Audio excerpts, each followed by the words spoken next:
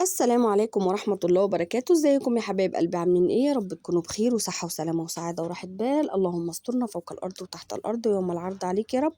اللهم أعني على ذكرك وشكرك وحسن عبادتك. اللهم استرني سترا يليق بي يا الله، يا كريم يا رحمن يا رحيم يا الله. ليس لي غير أنت يا الله. معانا النهاردة كذا موضوع هنتكلم فيه. موضوع الخيانة بتاعة البيوت. مفيش حد دخل بيت حد إلا وخانه، معرفش ليه.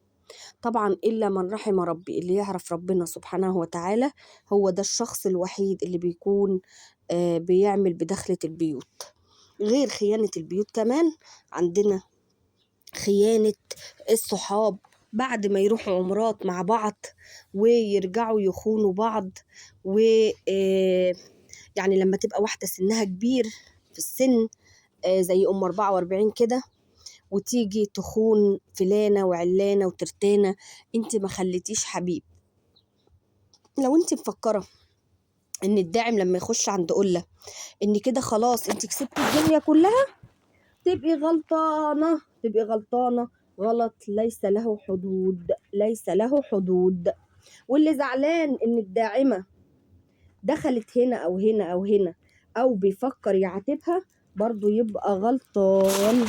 يا جماعة لازم تعتقدوا أعزكم الله، تعتقدوا وتصدقوا وتؤمنوا بالله سبحانه وتعالى إن الداعم ده لا صاحبك ولا جارك ولا حبيبك ولا قريبك ولا خطيبك ولا عمتك ولا خالتك ولا مامتك ولا أي حد من قرايبك، علشان خاطر تحطي جوه نفسك قوي وتبقي زعلانة خالص إن الداعم راح هنا أو جه هنا. فهو داعم بينزل أي قناة هو عايزها، أو أي قناة عينيه جت عليها بفلوسه، بفلوسه. أنا أما أنزل، أنا كداعمة أما أنزل قناة أنا بنزل بإرادتي، مفيش حد بيجبرني ولا بيغصبني على حاجة إن أنا أعملها. طيب يبقى الداعم كده حد بيقول له روح هنا أو تعالى هنا؟ طيب لا، ده انت رحتي عند حد كان بيشتمك. مش معنى ان انا بقول ان الداعم حر يروح مكان ما هو عايز. يا فالصو، يا فالصو، يا اللي بتقولي ان انا بعمل كده علشان خاطر انا بتودد لقله ولا بفكر اخش عند قله. اولا ما برتاح لهاش، سبحان الله، سبحان الله. في ناس كده على المنصه دي، من يوم ما عرفت المنصه دي في ناس ما برتاح لهاش نفسيا. يعني في ناس جوايا كده كشكل وككلام ممكن اكلمهم مره واتنين وتلاته وستوب لحد كده، ما اكلمهمش تاني، ما برتاح لهمش. وسبحان الله دايما احساسي ما بيخيبش على اي حد ما كلمتوش او ما توددتش اليه الخاص وبقى ليا كلام معاه، الا فعلا بيبقى شخص غير سوي بالمره. ده طريق كفر الشيخ يا جماعة، دي الدخلة بتاعت كفر الشيخ، وده التمثال اهو. كان الجو عايزة اقول لكم حتة بتنطر وحتة لا، حتة فيها الجو مغيم، وحتة الجو السما دي كانت عجباني جدا جدا جدا جدا. انا بروح هناك عشان ارتاح نفسيا حرفيا. بحب اقعد في الخضرة، بحب الناس الطيبين بتوع الفلاحين بتوع الارياف، الناس الغلابة بتوع الارياف اللي هم فعلا فعلا فعلا ما فيهمش خبث، ما فيهمش لقم. بس اللئيم لئيم فيهم برضه، مش هقول لكم ان في حد معصوم. الحلو هنا وهنا والوحش هنا وهنا، في كل مكان فيه الحلو وفي كل مكان فيه الوحش. زي ما المنصة اللي احنا شايفينها دي برضه فيها ناس حلوة وفيها ناس وحشة. في ناس تتقبلي طريقتهم او اسلوبهم، وفي ناس سبحان الله حتى ضحكتهم بتبقى باين عليهم ان ضحكتهم مصطنعه. يعني في ناس بتقعد على المنصه كده وهي قاعده بتضحك، الضحكه حتى بتاعتهم مصطنعه، مش ضحكه جايه من القلب، مش ضحكه جايه من جوه كده تحسي فعلا ان هو مبسوط الشخص اللي بيضحك. لا، ضحكه صفرة. في ناس ضحكتها بتبقى صفرة، في ناس بغل، في ناس ما بتحبش الخير لبعضيها، زي ام 44 مثلا، تحبش الخير لحد، تحبش الخير لحد. واي بني ادم نبيله مثلا دعت وقالت حسبي الله ونعم الوكيل في اللي قطع رزق، اذا كان فلان ولا علان ولا ترتان. فالدعاء على قد الظلومه يا جماعه. انا دلوقتي لما ادعي على حد انا بدعي الدعاء على قد الظلومه، بدعي من قلبي، بقول حسبي الله ونعم الوكيل. يعني انا مثلا الاذان بيأذن بقول ورا الأذان، ولما يخلص الأذان بقول حسبي الله ونعم الوكيل في الظالم، واللي يجي على الولاية لا يكسب ولا يربح، واللي ظلمني أنا وعيالي ما يكسب ولا يربح، وحتى لو كسب ربنا مش هيبارك له بأي حاجة، لأني أنا اتظلمت وعيالي الولاية اللي معايا اتظلموا، مش ما اتظلموش، اتظلموا.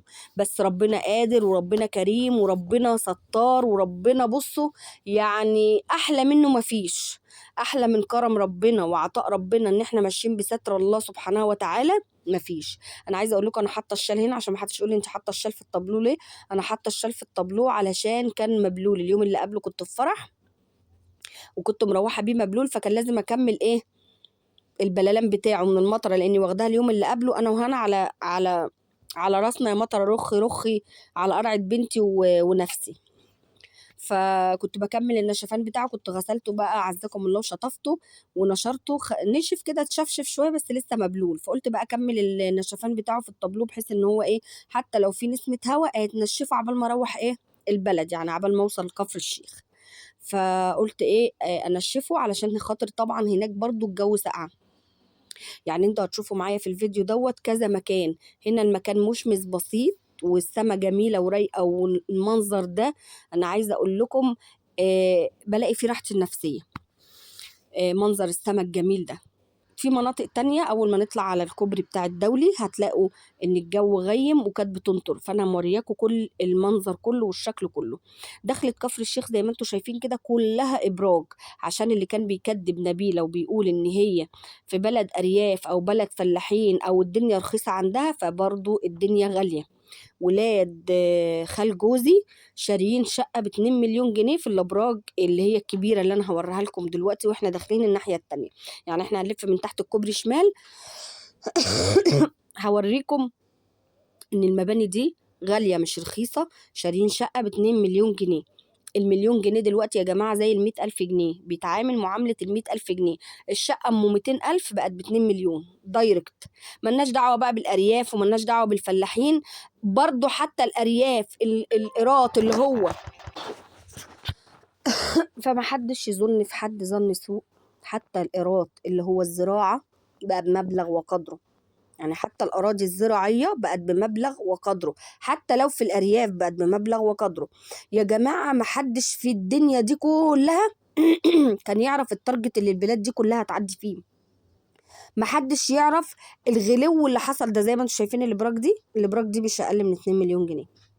هي 2 مليون جنيه دي اللي هو مش على الواجهه، اللي ممكن تكون خلفيه كمان ورا يعني، ولاد خاله شارين في الابراج اللي جايه على الشمال دي. لو احنا هنقف لبعض على الواحدة، فكل واحد أدرى بحياته وأدرى بدنيته. مفيش واحدة هتطلع تعيط وتعمل تباريح البلد وما يعلم بها الا ربنا غير لما تكون محتاجة. كلنا طالعين على المنصة بنقول يا رب، ما بنقولش يا عبد، الأرزاق في الأول وفي الآخر بأيدي الله سبحانه وتعالى. لكن لما أقول مثلا ده فلانة قطعت رزقي، ففلانة قطعت رزقي وخدت هي، هل هي لما تاخد ربنا هيبارك لها؟ والله ربنا ما هيبارك لها، ولو بارك لها مش هينفعها اللي خدته على قفا غيرها، مش هينفعها. لو انتم مفكرين ان انا لما اركب على السلام تاني، لو انتم مفكرين ان الشخص لما يركب على السلام، بصوا بقى شايفين الحته دي مغيمه، هندخل بقى كمان شويه كده نطلع على الدولي، هتلاقوا الحته مغيمه خالص والسماء قافله خالص وبتجيب مطره. لو انتم مفكرين ان انا اما شخص يركب على السلام ويركب على فلانه ولا علانه ولا ترتانه ويقول ده فيها وفيها وفيها وفيها، اصل كان في واحده مفكره نفسها وزاره الماليه، لا دي فلانه عندها ما تديهاش، فلانه معاها ما تعمللهاش، فلانه كدابه ما تديهاش. بنتي اتفتح عليها لايف عشان تليفون ب20,000 وفي الاخر هي خدت ملايين ب8 مليون جنيه. كفايه 25 غويش، كفايه العماره، كفايه ده نسكت؟ لا، واحنا هناكل من جدار البيت يا جدعان؟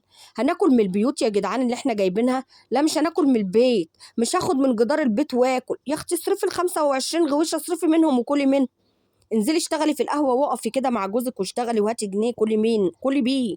لا اله الا الله، لا اله الا الله. هو انا لما كنت داخله اليوتيوب جعانه وما كانش معاكي حتى ب10 جنيه كيس سمنه، كان حد قال لك اصل انت ما انتش لاقيه وانت كلب الجنيه؟ ولا كل القنوات فتحت لك عبها وكلنا كلمناكي بما يرضي الله وكلنا عملناكي بما يرضي الله لحد ما لقيتي الدعم عندي في القناة وتقولي للشيخ أم فالح كفاية ألوان؟ قطع الأرزاق، قطع الأعناق ولا قطع الأرزاق؟ يعني البني آدم يخنق البني آدم كده ويقطع له رقبته ولا إنوش يقطع رزقه؟ ما تفكريش إن أنت قطعتي رزق حد إن ربنا هيخليكي سليمة أو هتعيشي سليمة، لأ. حسبي الله ونعم الوكيل في كل شخص قطع رزقي أو رزق ولادي أو رزق أي شخص على المنصة اللي إحنا شايفينه ده. كله بيهبش في بعضه عشان الجنيه، كله بياكل في بعضه عشان الجنيه. اللي خد ملايين ما هو الشبعان، واللي بياخد كام ألف بيبوس ايده وشه وظهره ويقول يا رب ساترني، يا رب ساترني وساتر عيالي، يا رب ساترني وساتر بيتي، يا رب ساترني وجايب لي الرزق لحد عندي وساتر بيتي وساتر عيالي. لكن اللي خد ملايين طماع، طماع، بينهشوا في بعض وبيقطعوا لان هم غول. ابتغي في الارض مرحة، ما تفكروش ان انتوا يعني معفيين، لا. مفيش حد خد ملايين. حاسب على المشاريب بقى يا حبيبي انت. كل اللي خد ملايين يحاسب على المشاريب، كل اللي خد ملايين يحاسب على المشاريب. حاسبي بقى على المشاريب يما انت وهي، حاسبي بقى يما، حاسبي. وفي الاول وفي الاخر الارزاق بيد الله. مفيش حد بايده ان هو يتحكم في اي داعم او اي حد حتى لو شخص عادي. ومحدش يكذب باسم الحب ويقول انا بحب فلان او بحب علان، لان المنصة دي انا ما شفتش فيها حد بيحب حد بما يرضي الله. حتى لو حد بيكذب عليك وبيقول لك انا بحبك، وقت ما بيجي الخير ما بيفتكركش ويدور عليك. وقت ما بيجي له الخير او لو جاله حتى سؤال يسأله حتى انت عايز تدي لمين، ما بيفتكركش في الوقت ده.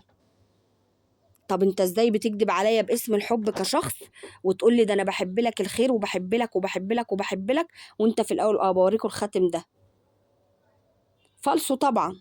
الحمد لله بنتباهى بالفالصو وبنحافظ عليه عشان يعيش اكبر مدة ممكنة، عشان نفضل نتباهى بيه في افراحنا وفي مناسباتنا كاكسسوارز شكله حلو ونعمة وفضل وادي احنا عايشين. الناس لا بالذهب ولا بالقصور ولا بالفلوس ولا بالمال، لا، الناس بالاصول. واللي ما يعرفش الاصول يبقى ما يعرفش ربنا إلا من رحم ربي. وفي ناس ممكن تكون عارفة ربنا برضه وبتصلي الوقت بوقته وبتتكلم باسم الدين وباسم القرآن وعارفة كل الدنيا وبرضه لها أخطاء.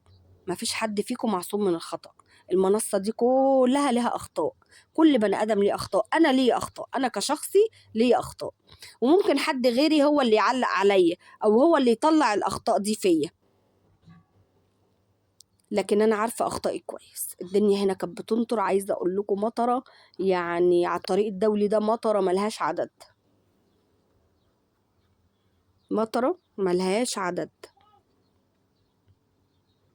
انا بحب طبعا الجو ده جدا جدا جدا، من محبي جو المطره، من محبي الجو الجميل دون. اللي بيحب الجو الجميل ده يكتب لي تحت في الكومنتات. ربنا يصلح حالي ويصلح حالكم ويصلح حالنا جميعا يا رب، اللهم امين. والارزاق بيد الله سبحانه وتعالى مش بايد حد. اللي معتقد ان الرزق في ايد شخص، الرزق في ايد ربنا سبحانه وتعالى. ورزقكم في السماء وما توعدون. الرزق بيد الله مش بايد العبد. لازم أن يكون كل الناس عندها يقين بكده، ان انا لو مش مكتوب لي رزق من فلان خلاص، السلام عليكم ورحمة الله.